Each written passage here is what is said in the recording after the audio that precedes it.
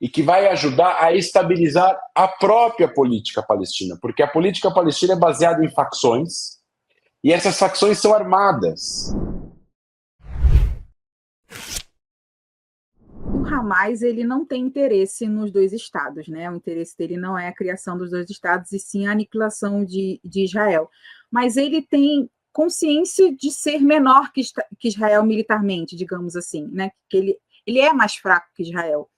Sim. Mas, sendo assim, a única moeda de troca deles, do Hamas, não fica sendo os reféns? Com isso, você vê que tem fim essa negociação? A moeda de troca do Hamas é a moeda de troca e a moeda que eles usam para continuar existindo. São duas. O uso, vamos colocar dessa forma, Israel faz de tudo para evitar baixas de civis e o Hamas faz de tudo para aumentar as baixas civis. Ou o que o Hamas espera quando eles atiram mísseis e foguetes nas cidades israelenses? Eles estão esperando causar danos. Durante o ano de 2021, Israel destruiu um grande prédio onde funcionava algumas televisões que foram evacuadas antes de ser destruído esse prédio. Só que esse prédio era usado pelo Hamas para fazer guerra eletrônica, para tentar falhar o Iron Dome israelense, que é o domo de ferro. Se o Hamas está atirando e, ao mesmo tempo, ele está querendo falhar o domo de ferro, que é uma arma de defesa, não é uma arma de ataque, ele está tentando fazer com que Israel não consiga defender os seus cidadãos para causar mais mortes e mais destruição através do lançamento dos seus mísseis e foguetes contra as cidades israelenses.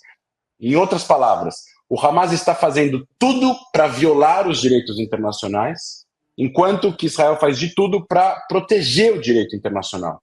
Israel consegue não ter nenhuma violação durante uma guerra? Não, isso é impossível, isso é uma guerra assimétrica contra um grupo terrorista que tem uma densidade demográfica imensa de 6 mil pessoas por quilômetro quadrado, onde a densidade demográfica na Síria e no Iraque é infinitamente menor, e mesmo assim que Israel, que tem um grande poder militar, tenta fazer o máximo para evitar que civis palestinos morram. Senão não teria tido vacina contra pólio durante a guerra, entrada de ajuda humanitária, toneladas, milhares de toneladas por dia, e ao mesmo tempo evacuar as pessoas.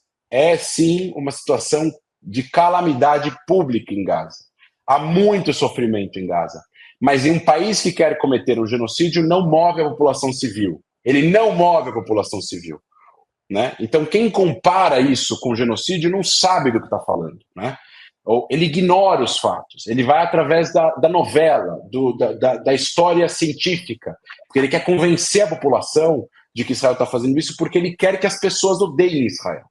Então o Hamas, ele não tem interesse em dois estados porque ele não aceita a legitimidade do conceito, da ideia de que os judeus são um povo originário daquela região. Afinal, se você vai para a arqueologia, tem provas e mais provas e mais provas de que os judeus são originários daquela terra, também, não só, mas também, né? É importante colocar isso, os árabes também são originários do Oriente Médio, os judeus também são originários daquela terra. E aí, o Hamas é contra o conceito de existência do lar nacional judaico.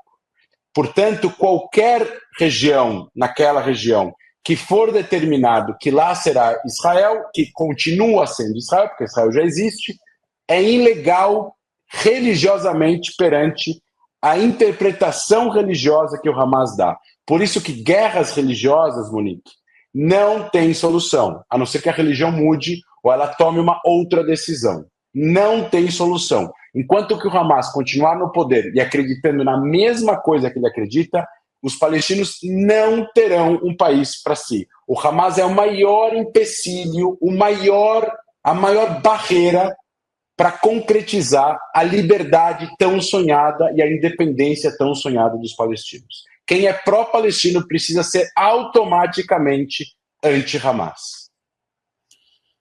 E Israel é a favor, né, da criação do Estado palestino, só que desmilitarizado. Por quê, André? Governos sucessivos israelenses negociaram a paz com os palestinos baseado em em perigo de segurança para Israel, necessidades de segurança de Israel, vis-à-vis o que é possivelmente, politicamente, dentro de Israel ser aprovado e dar o máximo que os palestinos estão reivindicando. Há um problema conceitual de que os países, quando negociam, eles negociam baseado numa ideia de que soberania é um direito absoluto que incorpora todos os elementos de um Estado. E ter um exército é uma decisão do país. Então, por exemplo, a Alemanha decidiu, por muitos anos, não ter força aérea. Tem países que decidem não ter uma grande frota marítima, mas podem querer ter. Para os palestinos terem um país, eles precisam que Israel conceda uma série de coisas, inclusive sair de territórios. Por exemplo, na Cisjordânia tem 40 batalhões israelenses, ou 30. Isso dá um universo de 40 mil, 50 mil soldados israelenses. Se Israel retira-se militarmente da Cisjordânia, os palestinos da autoridade palestina têm 40 mil policiais armados. Só que existem mais de em torno de 30, 40 mil homens armados de grupos terroristas. Se esses homens armados de grupos terroristas invadem os centros de comando da autoridade palestina, eles podem passar a derrubar o novo governo palestino. E aí a Cisjordânia viraria a Síria. Esse é o problema, porque é colado em Israel. Sim. Estamos falando de quilômetros de distância, se não metros de distância para vilarejos israelenses e cidades israelenses. É perigoso.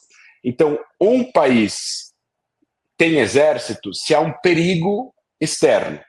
Se a Palestina for ser criada como Estado, ela não precisa de exército. E se ela pode reivindicar, e se alguém invadir a Palestina? E se Israel invadir a Palestina? Mas se Israel está se retirando e dando território para criar um país, e cedendo território para criar um país, por que Israel voltaria a invadir? E mesmo que Israel fosse invadir, essa força militar não seria capaz de evitar essa invasão.